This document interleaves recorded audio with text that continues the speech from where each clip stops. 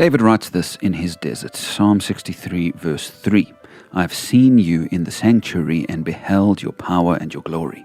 Here he is in the desert, but he's thinking back to the good times. He's thinking back to when God's glory and power were real to him. All throughout the Old Testament, the people of God would look back at their history to be reminded of God's grace. They would say, God is the one who got us out of Egypt. We can trust him. Or they would say, God delivered us from the desert into the promised land. We can trust him. Looking back reminded them of God's goodness. If he's done it before, they would remind themselves, he can do it again. And for David, it was even more personal. It wasn't just he did it for them, let's hope he'll do it for me.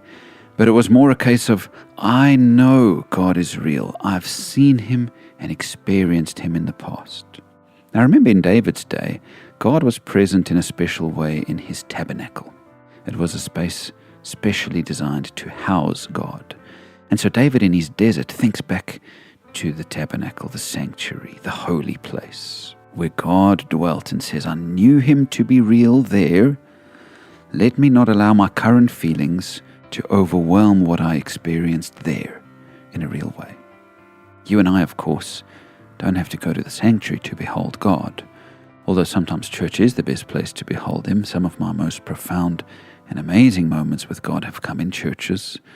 But sometimes our most profound moments with God can happen in the shower or the car, in the classroom, in the office, because God is no longer confined by the sanctuary. He dwells within the sanctuary of our hearts.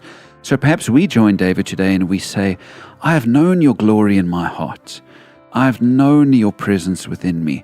Just because I'm in a desert now doesn't mean I've forgotten how real you have been to me. I won't let today's pain wipe away my history of having been blessed by you. This is powerful. Are we able to say, while I don't feel it now, I think back to the times I did feel it, and I will let those times get me through this time? That's faith. And I'm not talking about living in the past always. Of course, we long for God to do new things, to reveal himself now and not just in the past. But when we remember his faithfulness in the past, it helps us to stay faithful today. In your desert, remember that God has been faithful, and believe that he will be faithful even now.